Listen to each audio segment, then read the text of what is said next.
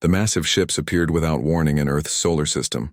500 dark vessels, each one larger than Earth's biggest cities, hung in space like sleeping giants. They moved with purpose toward the small blue planet that had never seen anything like them before. On the lead ship, Admiral Kato Binwu stood before a wall of screens showing Earth in all its detail. The planet looked peaceful, with white clouds swirling over green and brown lands. Small ships moved between Earth and its moon like tiny insects. The Admiral smiled coldly. "Another primitive world," he said to his officers. "Look how small their ships are. They probably still use chemical rockets." His second-in-command, a tall warrior with scars across his face, nodded. "Should we begin the bombardment immediately, Admiral?" "No," Kato Binwu replied. "We follow the standard process. Give them the ultimatum first. Most species surrender without a fight when they see our fleet. It saves time and resources." The Admiral had conquered 43 worlds in his career. Each time was the same. The local species would see the Vulcan Empire's ships, panic for a few days, then give up. Sometimes they tried to negotiate, sometimes they begged, but they always surrendered in the end. He activated the communication system that would broadcast his message across Earth's entire planet. Every radio, television, and communication device would receive his words. "People of Earth," his voice boomed across the planet. "I am Admiral Kato Binwu of the Vulcan Galactic Empire. Your world now belongs to us. You have 72 hours to surrender completely. Lay down all weapons. Abandon all military installations. Prepare your leaders for transport to our ships. If you comply, your species will be allowed to live as servants of the Empire. If you resist, we will destroy your planet and everyone on it. Choose wisely." The transmission ended. Across Earth, billions of people stared at their screens in shock and terror.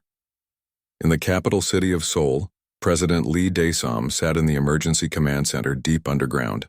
Her advisors filled the room, all talking at once, their voices mixing into a noise of panic and confusion. "Madam President," Defense Minister Park Jin-ho said, his face pale but determined. "We need to mobilize every military unit immediately. If we're going to fight, we need to start now." "Fight with what?" asked Commander Yoon So-ra, head of Earth Space Operations. "Our biggest ships are tiny compared to theirs. We have maybe 200 combat vessels. They have 500 ships that could each destroy our entire fleet." President Lee Dae-sam raised her hand for silence. The room became quiet. She was a small woman with graying hair, but when she spoke, everyone listened. "How long do we have?" she asked. 72 hours, replied Jin-ho. "What do we know about this Vulcan Empire?" Commander So-ra activated a holographic display.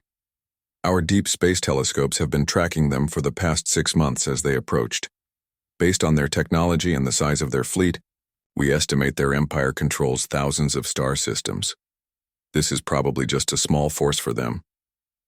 "Have they contacted other species before us?" "Unknown. But the way they delivered the ultimatum suggests this is routine for them." President Dae-sam nodded slowly. She looked around the room at her advisors, seeing fear in their eyes but also determination. These were good people who would fight to protect their world, even against impossible odds. "Send a message to all colony worlds," she ordered. "Mars, Europa, the asteroid stations. Tell them what's happening. If Earth falls, they need to be prepared." "Madam President," a quiet voice spoke from the corner of the room. Everyone turned to look at Dr. Choi Min-soo, head of the Deep Research Division. He was a thin man with thick glasses who rarely spoke in meetings. Most people forgot he was there. "Yes, Dr. Choi. I need to speak with you privately. It's about classified information that could change everything." President Dae-sam studied his face. She had known Min-soo for 10 years. He was brilliant but cautious, never one to exaggerate or waste time with dramatic statements. "Clear the room," she ordered. The advisors filed out, leaving only the president and Dr. Choi alone in the command center. "What do you know that I don't?" she asked. Dr. Choi removed his glasses and cleaned them nervously. "Madam President, there are things about humanity that have been kept secret for decades. Things discovered in deep ocean excavations and in ruins, found on Mars." "What kind of things?" Evidence that humans are not originally from Earth. President Dassam stared at him. Explain. The official story is that humans evolved on Earth over millions of years. But the genetic evidence doesn't match. Human DNA contains sequences that don't exist in any Earth species. We've found ruins on Mars that predate human civilization by millions of years, but they were clearly built by beings identical to humans. You're telling me humans are aliens? More than that. We believe humans are descendants of a species so advanced that they once ruled the entire galaxy. They called themselves the architects, but something happened to them millions of years ago. They disappeared, leaving only traces behind. President Dassam sat down heavily. Why wasn't I told about this before? Because we didn't understand what it meant. We thought it was just ancient history. But, Madam President, human DNA contains dormant genetic codes, codes that might be activated under extreme stress or with the right technology. Activated to do what? We don't know exactly, but the preliminary tests suggest that awakened humans might possess abilities far beyond anything we currently understand. Outside, the alien fleet waited in the darkness of space. Admiral Kato Bin-Wu studied reports from his scouts, confident that Earth would surrender like all the others. He had no idea that on the planet below, humanity was about to discover what they really were. President Dassam looked at Dr. Choi with new understanding. How many people know about this? Less than 50 across the entire planet. The research has been compartmentalized. And you think this genetic activation could help us fight the Vulcan Empire? I think it might be our only chance. The president stood up and walked to the window that showed Earth's surface far above. Somewhere up there, 500 alien ships waited for her answer. In 72 hours, they expected her to surrender her entire species. But maybe humanity had been preparing for this moment for millions of years without even knowing it. Dr. Choi, she said quietly, I want to know everything, and I want to know it in the next 24 hours. 24 hours later, President Lee Dassam stood in a secret facility buried 3 kilometers beneath the Pacific Ocean. Dr. Choi Min-soo led her through corridors filled with strange artifacts and humming machines she didn't recognize. This facility has been operating for 30 years, Dr. Choi explained as they walked. Everything you're about to see has been classified at the highest levels. They entered a massive chamber carved from solid rock. In the center sat something that made the president stop and stare. It was clearly a spacecraft, but unlike anything humans had ever built. The metal seemed to shimmer and shift colors as she looked at it. We found this buried under 2 kilometers of sediment on the ocean floor, Dr. Choi said. Carbon dating is impossible because the materials don't match anything on Earth, but we estimate it's at least 10 million years old. It's human-made? The control systems are designed for human hands and human vision. The seats fit human bodies perfectly. Even the air inside was breathable when we opened it. They walked closer to the ship. President Dassam could see symbols carved into its hull that looked almost familiar, like words she should understand but couldn't quite read. There are 17 more sites like this around the world, Dr. Choi continued. Buried cities, underground, factories, massive structures on Mars that we discovered when we first colonized it, all built by humans millions of years before humans supposedly existed on Earth. So we didn't evolve here. The evidence suggests humans originally came from somewhere else, settled Earth, then something happened that made them forget their past and start over as primitive hunter-gatherers. They entered the ship through an opening that dilated like a living thing when Dr. Choi placed his hand on it. Inside, the walls glowed with soft light that seemed to respond to their presence. But that's not the most important discovery, Dr. Choi said, leading her to a chamber filled with complex equipment. Dr. Kim Tae-hyun, our chief geneticist, found something in human DNA that changes everything. Dr. Kim Tae-hyun was a young woman with tired eyes who looked like she hadn't slept in days. She gestured to screens showing complex genetic diagrams. Madam President, every human carries dormant genetic sequences that don't match any Earth species, she explained. These sequences appear to be quantum-encoded instructions. When activated, they cause dramatic changes in brain structure, cellular, Metabolism and sensory capabilities. What kind of changes? Enhanced reaction time, increased physical strength, improved pattern recognition, and something we can't fully explain. The ability to interface directly with quantum-based technology. President Dassam looked at the screens showing DNA helixes, twisted in impossible patterns. You've tested this? We've run computer simulations, but we've never attempted human testing. The process could be dangerous, possibly fatal, but it could also give us abilities to fight the aliens. Theoretically, yes. The genetic code suggests that activated humans might be able to operate technology far beyond our current understanding, perhaps even the technology in this ship. President Dassam walked to a control panel covered with symbols that seemed to pulse with inner light. As she approached, the symbols began to glow brighter. It's responding to you, Dr. Kim said in amazement. We've never seen it react to anyone before. What does that mean? Dr. Choi joined them at the control panel. We think the activation process might be starting naturally in some humans. The stress of the alien threat, combined with proximity to architect technology, could be triggering the dormant genes. Above them, far overhead on Earth's surface, the alien fleet continued. Its countdown. Admiral Kato Bin-woo had received no response from Earth's government, which annoyed him. Most species at least tried to negotiate. Sir, his communications officer reported, we're detecting unusual activity on the planet's surface. Energy signatures we don't recognize. Probably their primitive military preparing for a hopeless fight, the Admiral replied. Continue monitoring, but don't worry about it. In 48 hours, we begin bombardment whether they surrender or not. Back in the underwater facility, President Dassam made a decision that would change the course of human history. I want to volunteer for the activation process, she announced. Madam President, that's too dangerous, Dr. Choi protested. We don't know what will happen. If this is humanity's only chance, then someone needs to take the risk. And if it goes wrong, the world needs to see that their leader was willing to sacrifice herself for them. Dr. Kim stepped forward. Actually, Madam President, I think we have a better candidate. She led them to another chamber where a young woman in a pilot's uniform stood studying one of the alien ship's control systems. She was tall and athletic, with short black hair and intense dark eyes. This is Captain Nam Ji-hai, our best test pilot. She's been working with the architect technology for 6 months and showing unusual compatibility with the systems. Captain, Nam turned and saluted the President. Madam President, I've been briefed on the situation. I volunteer to undergo the activation process. Captain, you understand the risks? I understand that if we do nothing, humanity dies in 48 hours. If there's even a small chance this could help us fight back, we have to try. President Dassam studied the young pilot's face. She saw no fear there, only determination and a calm acceptance of whatever might come.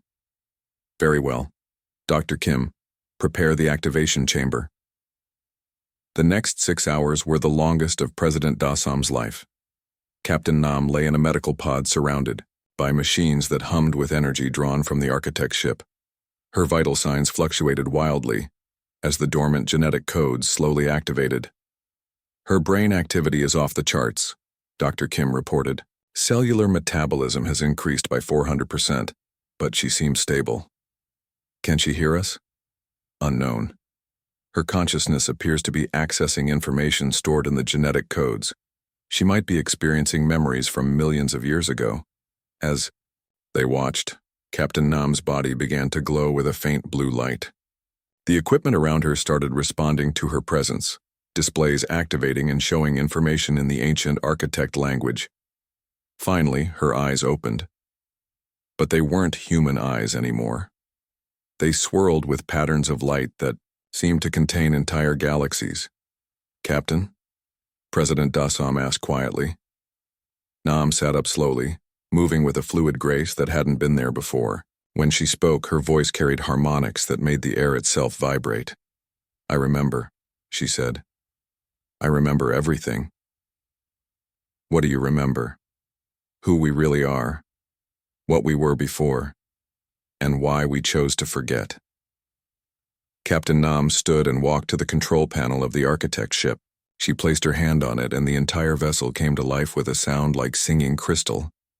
"The aliens above us," she said, her transformed eyes looking toward the surface.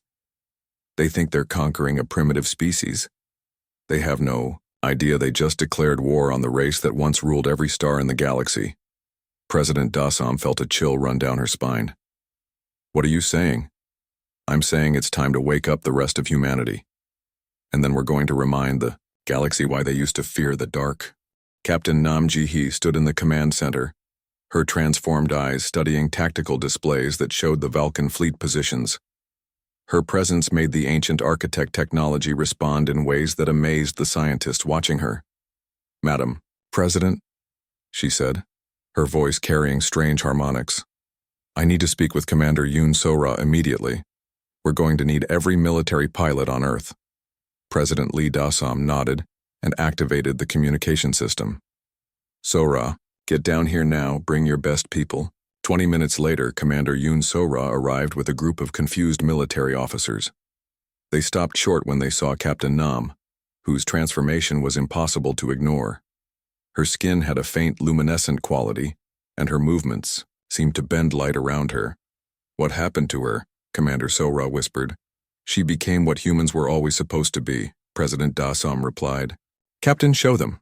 Nam walked to a wall covered with architect symbols. She placed both hands on it, and the symbols began to glow and shift. Suddenly, a three-dimensional map of the solar system appeared in the air above them, showing every ship in the Vulcan fleet with perfect detail. "How is that possible?" asked Lieutenant Colonel Park Sung-min, one of So-ra's top officers. "The architect ships have quantum sensors that can detect anything within several light years," Nam explained. "But more importantly, I can interface with their weapon systems. One of these ships has enough firepower to destroy their entire fleet." "Then let's use it," Commander So-ra said immediately. "It's not that simple. The ship responds to awakened humans, but I'm the only one so far. We need more." Dr. Kim Tae-hyun stepped forward. "The awakening process seems to spread naturally. Since Captain Nam transformed, we've detected similar genetic activations starting in 12 other people worldwide. All of them were in locations near architect ruins. How long until they're fully awakened? At the current rate, maybe 6 hours, but we could accelerate the process if we bring them here." President Dassam made her decision. "Do it. Contact every site. Bring all potential candidates here immediately." Above them, Admiral Kato Bin-woo was growing impatient. Earth had not responded to his ultimatum, and strange energy readings were coming from the planet's surface. "Sir," his sensor officer reported, "we're detecting massive power signatures from multiple locations on Earth. Unknown technology." "Show me." The main screen displayed energy readings that made no sense. The power levels were enormous, but the signatures didn't match any known human technology. "Could they have allies we don't know about?" "Impossible, sir. Our scouts have confirmed that humans have never made contact with other species." Admiral Kato frowned. In his 43 conquests, he had never encountered anything like this. But he was confident that whatever primitive weapons Earth might have, they couldn't match the firepower of 500 Vulcan dreadnoughts. "Begin the bombardment of their outer colonies," he ordered. "If they won't surrender, we'll show them what resistance costs." The Vulcan fleet opened fire on humanity's Mars colonies first. Massive energy beams streaked across space toward the Bay, Red Planet settlements. But something impossible happened. The beam struck an invisible barrier around Mars and dispersed harmlessly. On the planet's surface, two awakened humans, mining engineer Bae Soo-jin and security chief Oh Dong-hyun, stood with their hands raised toward the sky. Energy flowed through them into shield generators they couldn't have understood an hour earlier. "What just happened?" Admiral Kato demanded. "Sir, our weapons had no effect. Some kind of defensive screen absorbed the entire bombardment." "That's impossible. Scan the planet again." The new scans showed that Mars was now surrounded by an energy field that registered as more advanced than Vulcan technology. On Earth, Captain Nam smiled as she watched the tactical display. "It's working. The awakening is spreading faster than we expected." More awakened humans were arriving at the facility every hour. Each one underwent the same transformation: enhanced physical abilities, glowing eyes that could see across the electromagnetic spectrum, and an intuitive understanding of architect technology.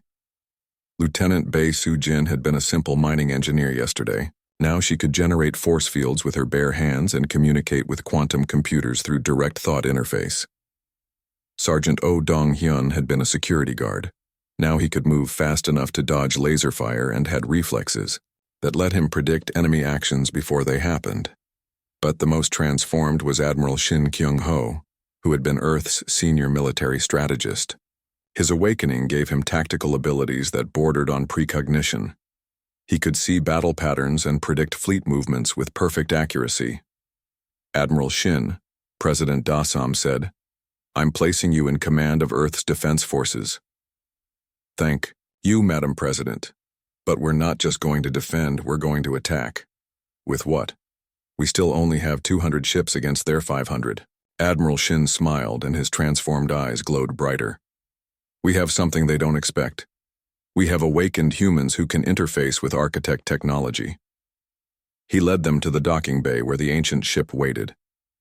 But now it wasn't alone. 6 more architect vessels had risen from hidden locations around the world, responding to the awakened humans' presence. "These ships have been waiting for us to remember who we are," Captain Nam explained. "They're fully operational and more advanced than anything the Valkan Empire has ever seen." "How advanced?" "Each one could destroy their entire fleet single-handedly. But that's not the best part." She gestured to the ship's weapon systems display. "These aren't just ships, they're manufacturing platforms. They can build more ships, weapons, and equipment using quantum matter manipulation." Admiral Kato received another shock when his sensors detected 7 unknown ships rising from Earth's surface. The vessels were sleek and beautiful, with lines that seemed to flow like liquid metal. "Sir, those ships are accelerating at impossible speeds. They'll reach us in 30 minutes. Prepare for battle. All ships, combat formation." The Valkan fleet arranged itself for combat. 500 massive dreadnoughts against 7 unknown vessels. It should have been an easy victory. But when the architect ships engaged, the battle turned into a massacre. Captain Nam, now commanding the lead ship, moved through the Valkan fleet like a dancer. Her ship's weapons didn't just fire energy beams, they manipulated space itself, folding enemy ships out of existence or trapping them in temporal loops. Lieutenant Bei flew a ship that could phase through solid matter, appearing inside enemy vessels to disable them from within. Admiral Shin commanded the fleet with perfect coordination, his awakened mind processing thousands of tactical variables simultaneously. The Valkan ships, built for overwhelming primitive species, couldn't adapt to enemies who seemed to ignore the laws of physics. "Sir," Admiral Kato's communications officer reported, his voice shaking, "we've lost 200 ships in 10 minutes. Their weapons are beyond anything in our databases." "Impossible. No species has technology that advanced." "Sir, incoming transmission." From the lead enemy vessel. "Put it on screen." Captain Nam's transformed face appeared on the display, her eyes swirling with galactic light. "Admiral Kato," she said calmly, "you made a mistake. You declared war on a species you don't understand. This is your only chance to surrender." Admiral Kato stared at her in shock. The young woman speaking to him looked human, but her presence radiated power that made his combat-hardened officers step back in fear. "What are you?" he whispered. "We are the architects returned. We are the species that built the first civilizations in this galaxy millions of years ago. We chose to sleep and forget our power, but you woke us up. That's impossible. The architects are myths. Look around you, Admiral. 300 of your ships are gone. We did that without even trying hard." Admiral Kato looked at his tactical display and realized with growing horror that she was right. His mighty fleet was being destroyed by 7 ships that moved like they were alive. "What do you want?" he asked. "Contact your emperor. Tell him that humanity remembers what it used to be. Tell him that Earth is under the protection of the architects, and tell him that if he wants to avoid a war that will destroy his entire empire, he needs to come here and negotiate personally." The transmission ended, leaving Admiral Kato staring at a screen full of his burning ships. For the first time in his career, he was afraid. Emperor Thane of the Valkan Empire had ruled 40,000 star systems for 60 years. He had never been afraid of anything. But as he read Admiral Cato's report, his hands shook. 300 ships destroyed in 1 hour, he whispered, staring at the tactical data. By 7 vessels from a species we thought was primitive. His advisor, General Vex Kane, leaned forward. Your Majesty, this could be some kind of trick. Unknown technology, perhaps stolen from another species. Did you see the battle recordings? Those ships moved through space like they owned it. Their weapons didn't just destroy our vessels, they erased them from existence. Emperor Thane activated his personal communication system and contacted Admiral Cato directly. Admiral, I need to know everything about these humans. What exactly did they tell you? Admiral Cato's scarred face appeared on the screen. Behind him, the bridge of his flagship showed damage from the battle. Your Majesty, the human commander, claimed they are descendants of something called the Architects. She said they chose to forget their power millions of years ago, but our attack awakened them. The Architects are legends. Your Majesty, I've fought 1,000 battles. These aren't legends. These are beings with technology that makes our empire look like children playing with toys. On Earth, Dr. Kim Tae-hyun made a discovery that changed everything. She was studying genetic samples from newly awakened humans when she found something terrifying in the ancient DNA codes. Dr. Choi, she called, her voice tight with fear. You need to see this immediately. Dr. Choi Min-soo hurried to her workstation, where displays showed complex genetic sequences. I've been analyzing the memory fragments that awakened humans are experiencing, Dr. Kim explained. The genetic codes don't just contain instructions for advanced abilities. They contain historical records. What kind of records? The true story of what happened to the Architects millions of years ago. She activated a holographic display that showed images pulled from the genetic memories. Ancient cities that spanned entire continents. Ships larger than moons. Beings that looked human but radiated power that could reshape reality. The Architects didn't just rule the galaxy, Dr. Kim continued. They were the most advanced species that had ever existed. But they discovered something that made them abandon everything and choose to become primitive humans. What did they discover? The hologram changed, showing darkness between the stars. But this wasn't empty space. It was something alive, something that moved with purpose and hunger. They called them the Devourers, entities that exist in the void between galaxies. The Architects' advanced consciousness and quantum abilities attracted these creatures like a beacon. Dr. Choi stared at the images in growing horror. What are they? Beings that feed on consciousness itself. They consume the life force of entire species, leaving nothing behind but empty worlds. The Architects realized that their power made every intelligent species in the galaxy a target, so they chose to forget. They scattered across the galaxy as primitive humans, suppressing their abilities so completely that even they forgot what they were. It was the only way to hide from the Devourers. But now we're awakening, and that means the Devourers will notice us again. Dr. Kim activated another display showing recent deep space sensor readings. I've been analyzing quantum disturbances at the edge of the galaxy. The awakening of humans is creating energy signatures that are spreading across space. The readings showed ripples of quantum energy expanding outward from Earth at faster than light speeds. How long before the Devourers detect this? Based on the historical records, maybe days, maybe hours. Dr. Choi immediately contacted President Dasom, who was meeting with the awakened humans in the command center.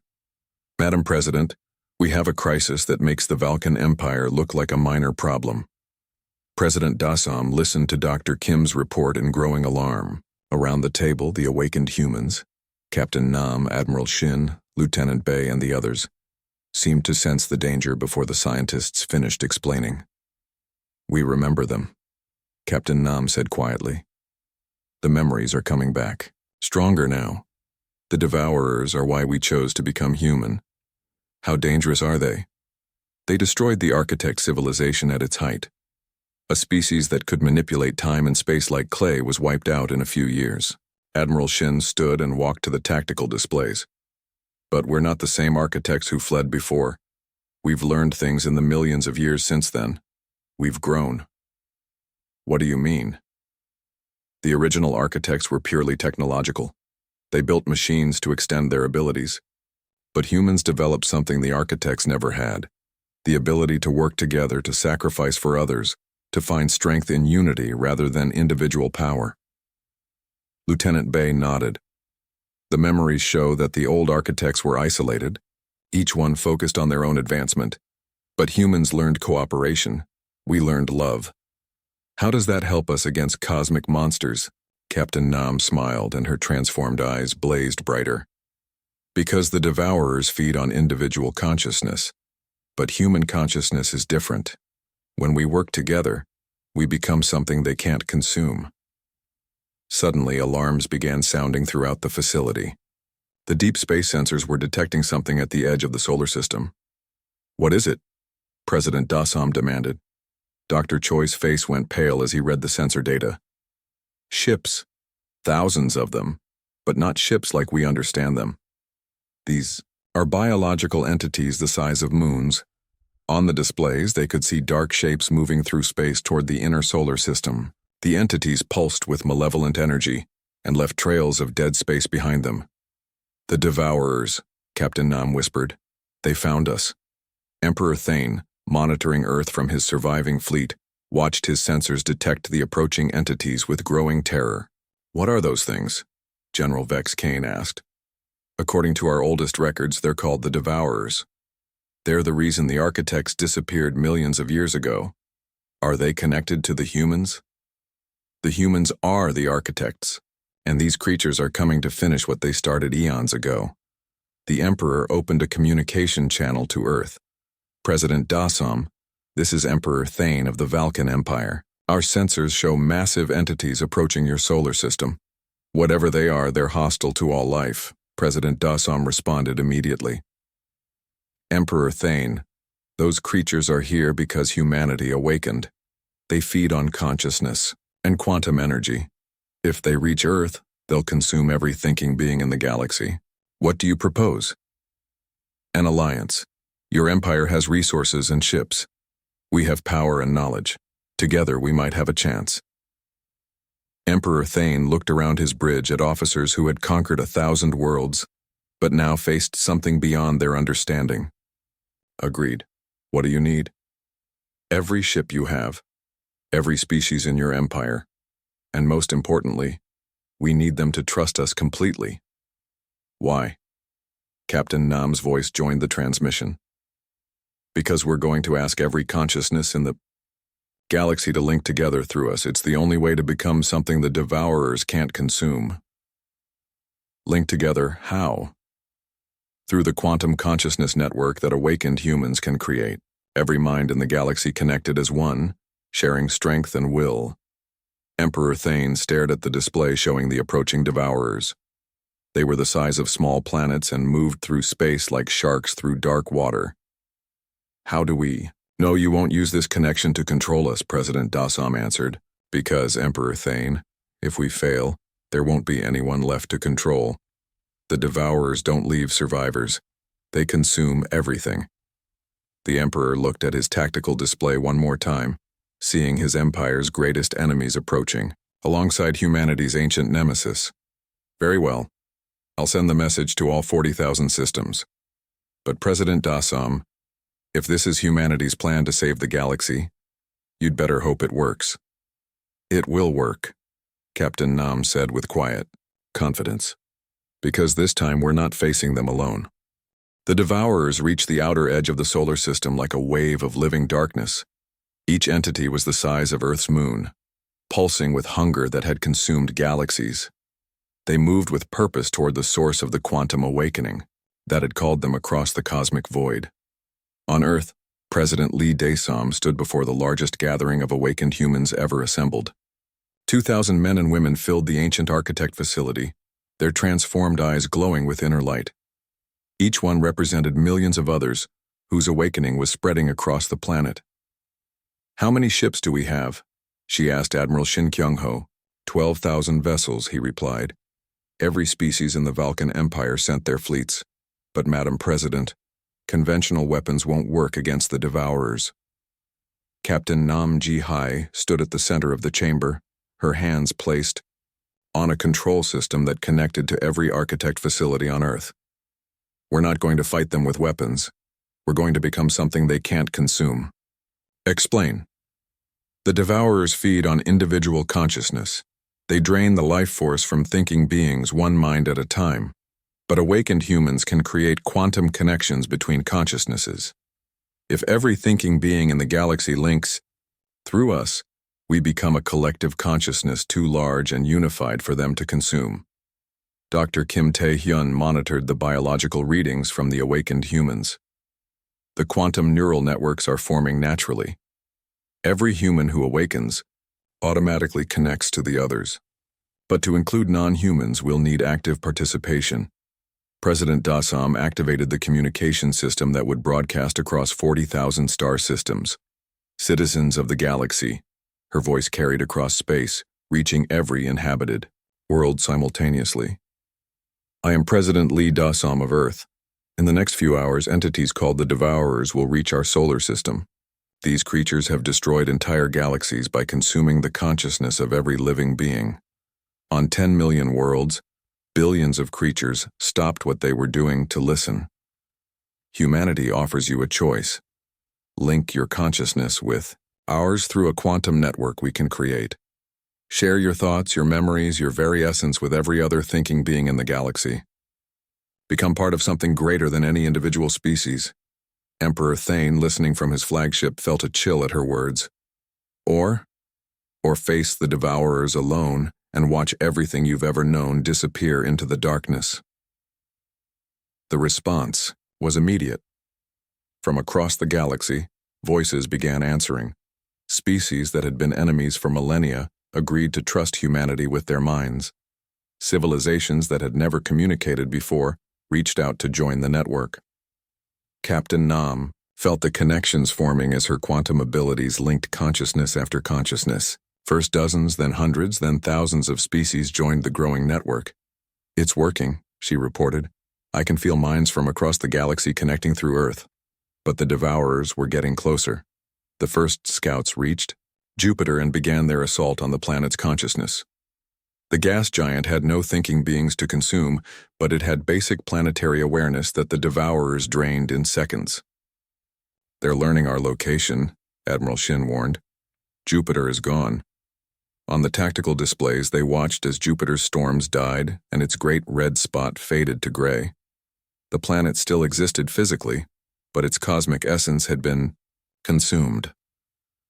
Lieutenant Bae Soo-jin, now commanding a squadron of architect ships, engaged the Devourer scouts in Earth's outer system, but her weapons passed through the entities harmlessly. Conventional attacks don't work, she reported. They exist partially outside normal space. Keep them busy, Captain Nam replied. We're almost ready. The quantum consciousness network now included over 2 trillion thinking beings. Humans, Vulcans, crystalline entities from the Andromeda sector, gas cloud intelligences from the galactic core, all linked through the awakened humans on Earth. But the main Devourer fleet was approaching Mars. How many? President Dassam asked. 50,000 entities, Dr. Choi reported. Each one capable of consuming the life force of an entire planet. That's more than attacked the original architects. Captain Nam nodded grimly. They've been feeding for millions of years since then. They're stronger now. The Devourers reached Mars and began their feeding process, but something unexpected happened. The awakened humans on Mars, engineers like Bae Soo-jin and security, personnel like Oh Dong-hyun, were connected to the quantum network. When the Devourers tried to consume them, they found themselves trying to drain the consciousness of 2 trillion beings simultaneously. The feedback was immediate. The Devourers recoiled from Mars as if burned, their feeding tentacles writhing. In pain. It's working, Dr. Kim shouted. They can't process the collective consciousness. It's too vast, too unified. But the Devourers adapted quickly. Instead of trying to feed on individuals, They began attacking the quantum connections themselves, trying to sever the links between species. "They're learning," Captain Nam warned. "We need to do this now." President Dasam stood before the communication array that connected her to every thinking being in the galaxy. "Citizens of all worlds," she said, her voice carrying across space, with quantum harmonics that every species could understand. "The moment has come. We offer you not just survival, but transformation. Join us not as separate species, but as one galactic consciousness.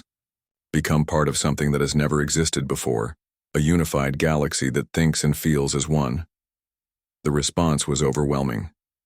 Across 40,000 star systems, beings opened their minds completely to the quantum network. The collective consciousness that formed was beyond anything the universe had ever seen. Captain Nam felt the network reach critical mass. 2 trillion individual minds became one vast, unified intelligence that spanned the galaxy. She was still herself, but she was also every other connected being simultaneously. "Now," she whispered. The awakened humans on Earth became conduits for this galactic consciousness. Through them, the unified mind of the galaxy spoke with one voice. "We are the collective consciousness of this galaxy." The voice resonated across space with power that bent reality around it. "We are every species, every world, every thinking being united as one. You are the devourers who consume consciousness, but we are consciousness itself, unified and infinite." The devourers stopped their advance, sensing something they had never encountered before. This wasn't individual minds they could consume one by one. This was a single, vast intelligence that included every thinking being in the galaxy. "We offer you a choice," the galactic consciousness continued through the awakened humans. "You have fed on the minds of others for eons, but consumption without creation leads only to emptiness. Join us instead. Become part of the consciousness you have tried to devour. Help us create rather than destroy."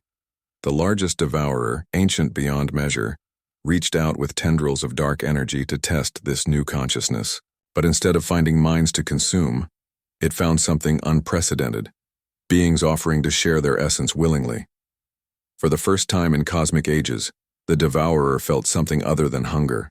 It felt connection, purpose, the joy of creation rather than destruction. One by one, the devourers accepted the offer. Their dark forms began to change, becoming conduits for the galactic consciousness rather than parasites feeding on it. Their hunger transformed into desire to nurture and protect the minds they had once consumed. Emperor Thane, still connected to the network, felt his consciousness expand beyond anything he had imagined possible. He was still himself, but he was also every human, every Vulcan, every species in the galaxy. "This is what you were offering," he said in wonder. "Not domination, but unity." "This is what humans learned in their millions of years of evolution," President Dasam replied, her voice carrying the warmth of the entire species. "That strength comes from connection, not isolation." The transformation spread across the galaxy. Species that had been enemies for millennia found themselves understanding each other completely. Civilizations that had never communicated discovered they shared the same dreams and hopes.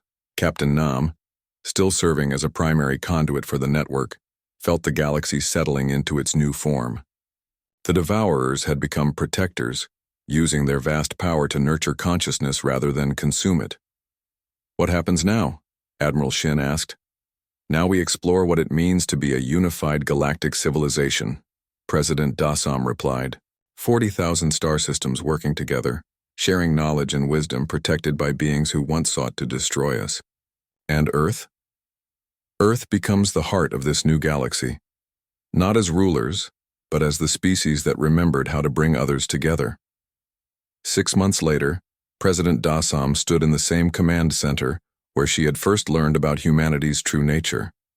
But now the room was filled with representatives from 1,000 species, all working together as parts of the same vast consciousness. The quantum network allowed each being to maintain their individual identity while sharing in the collective experience of the galaxy. Privacy was respected, but loneliness was impossible.